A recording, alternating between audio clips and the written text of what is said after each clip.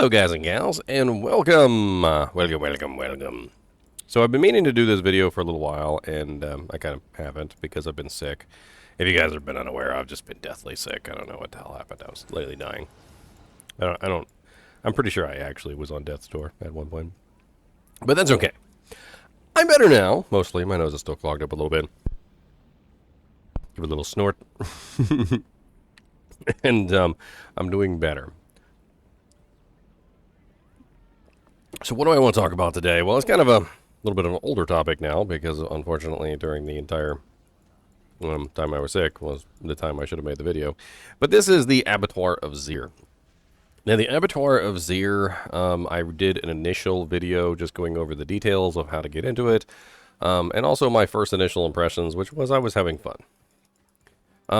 However, in the time that has since progressed, and also since they've made some changes to the Abattoir of Zir, I kind of have not really felt all that great about the Abattoir of Zir, and I kind of wanted to go over my feelings or my thoughts on the Abattoir of Zir and why I generally don't think that the Abattoir of Zir is a good thing for Diablo 4, and also why I feel like the Abattoir of Zir should probably not return.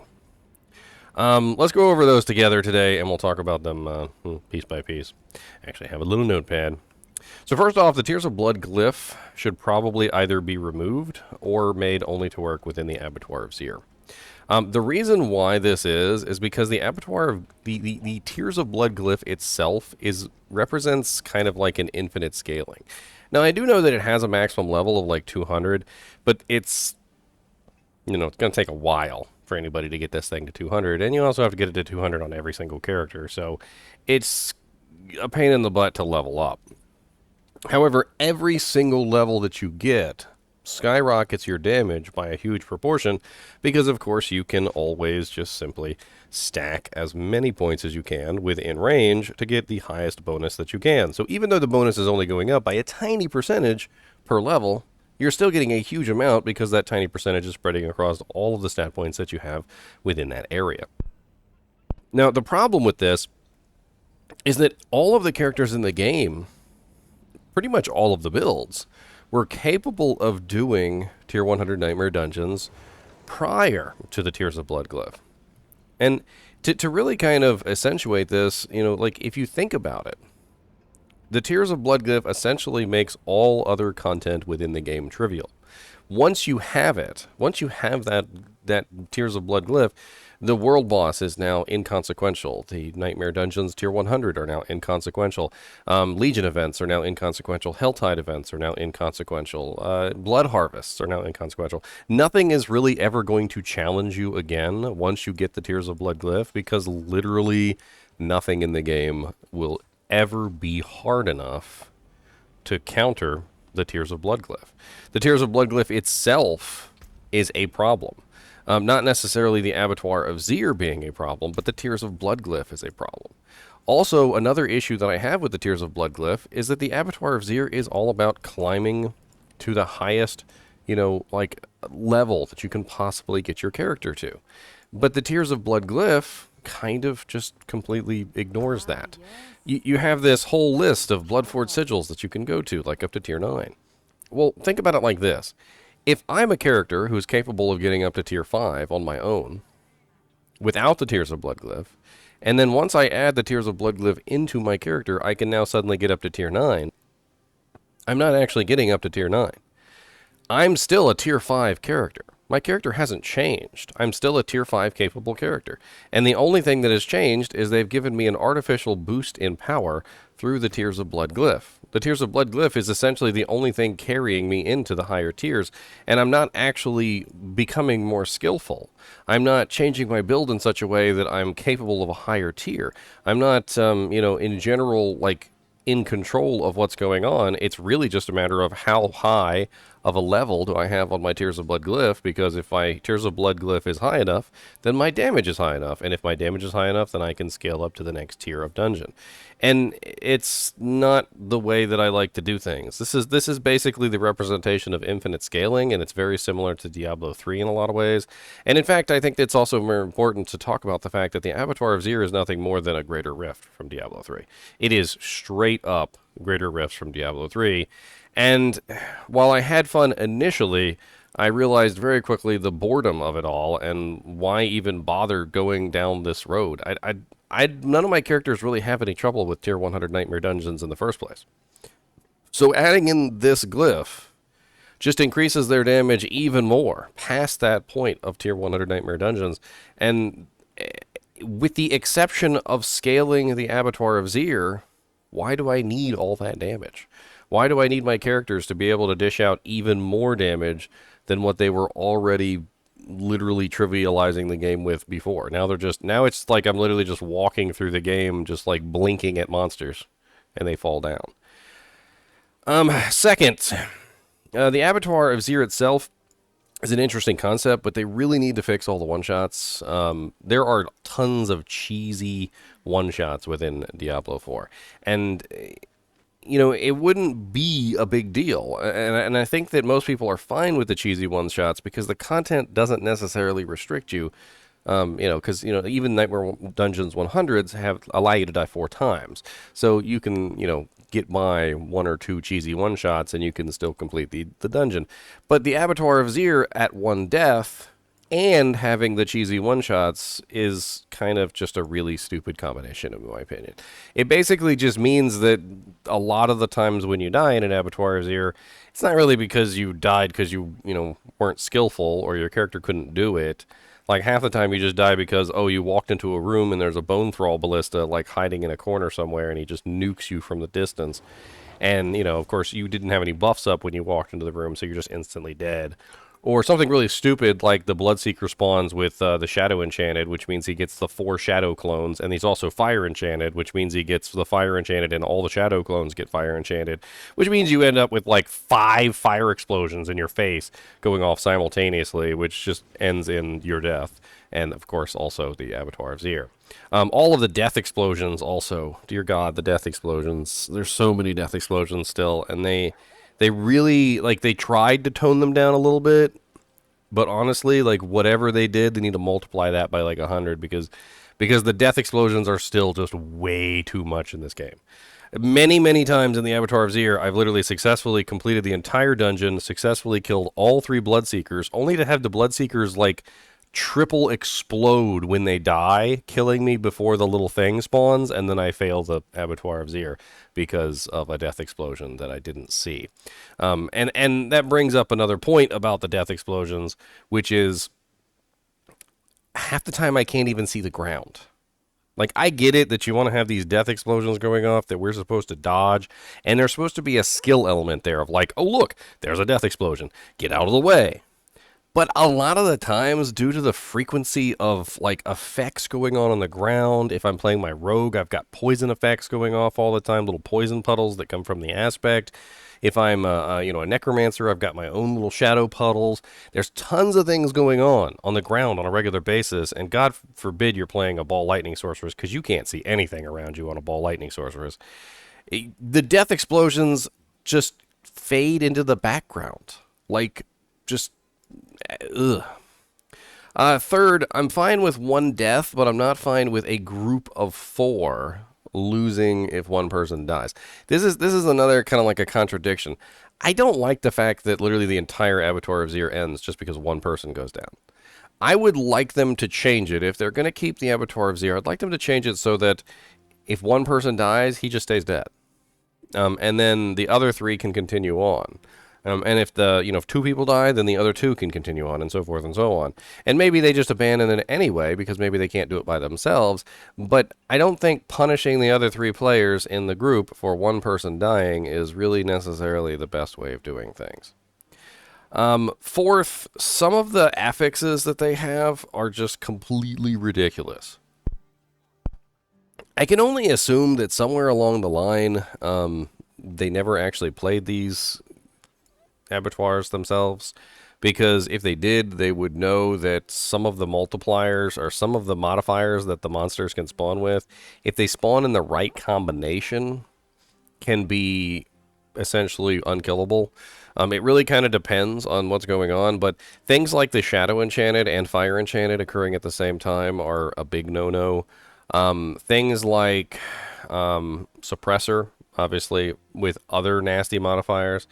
And because the most recent patch, they removed Suppressor, and they also removed Vampiric from these guys, it seems like they're at least willing to consider the fact that some of the random affixes that are generating, the combination of effects is absolutely ridiculous, and they've got to work on the Bloodseekers a little bit to make them essentially not unkillable under certain circumstances. And that's basically what's going on, is that depending on the modifiers that the Bloodseekers spawn with, sometimes they can be absolutely ridiculous. Number 5, they're just throwing spaghetti at the wall and seeing what sticks. And we're basically just lab rats. What do I mean by this? Well, it seems obvious, especially with the Bloodseekers, going back to point number 4, how sometimes the Bloodseekers are just completely unkillable. Depending on the modifiers that they get, like especially with Suppressor and Vampiric, they don't really know what they're doing, and they just kind of threw everything together and are just seeing what happens, and they're reacting to, community feedback and stuff like that. And I don't really like this. I don't like the fact that it's literally just something that they threw together, and then they just threw us in there too, like some sort of lab experiment, and we're just lab rats, and they just want to see how we react to the lab experiment they put together. Meanwhile, we're over in the corner dying, screaming, and they're like, and then they write it down on a notepad. Okay. Lab rat screamed and died. Said something about F you shadow clones. Need further testing. Point number 6, there has to be a better way to scale content other than making the monsters higher level.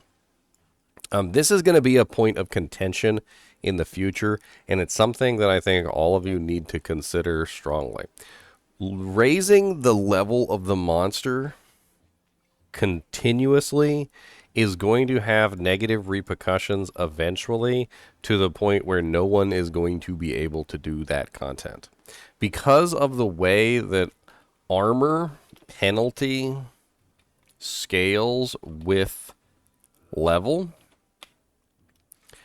you will eventually reach a point where the monster's level will be so high that you will never be able to reach the armor required to counter that level of penalty.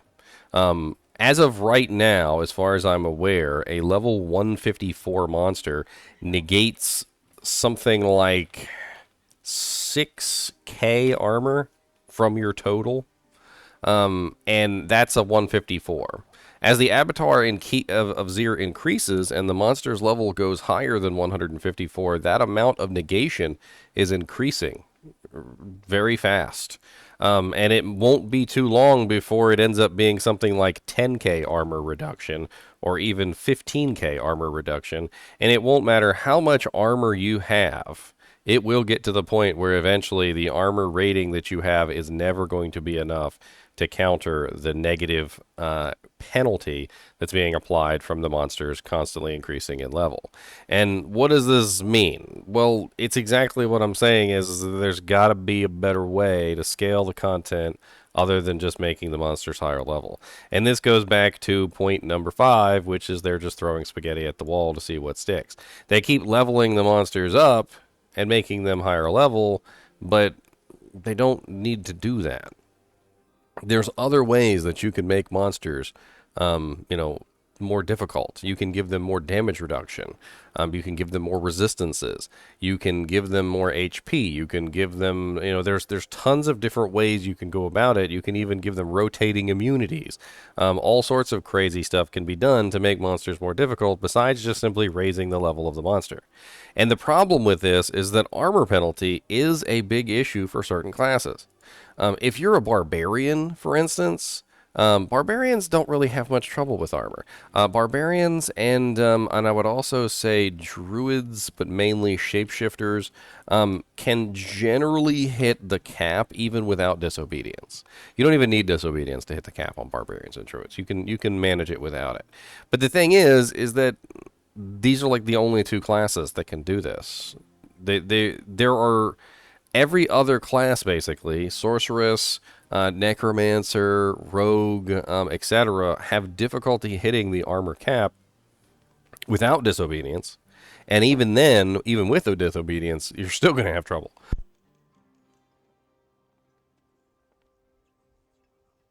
So the problem right now is that certain classes just have a difficult time getting their armor high enough to actually, counter this. But the thing is that if the level of the monsters is just going to continually increase forever, and they're never going to stop scaling the monster's level up, then it will eventually get to the point where nobody's going to be able to hit that cap. Nobody. Not even the barbarians, not even the druids and the shapeshifter with their ridiculous armor bonuses for being in bear and werewolf form. It's just not going to happen. The penalty is just going to keep scaling up to the point where nobody's going to have enough armor for anything. They've got to figure out a better way to do it other than this. Which brings me to point number 7, which I haven't even written in here yet. It gets boring really fast. Now, when I originally did my first video and I said that I had fun on the content, I meant it. I had fun when I first started playing the Abattoir of Zir. But now it just feels really boring. I mean, it's the same exact content over and over and over again. There's really not much different about it. The Bloodseekers are scary as all get out, and it's probably one of the most fun and most scary things about the Abattoir of Zir is getting to the end and fighting the Bloodseekers and then failing, and then of course you get frustrated because, it sucks to fail. And sometimes you feel like that failure isn't really your fault because the Bloodseekers are freaking broken.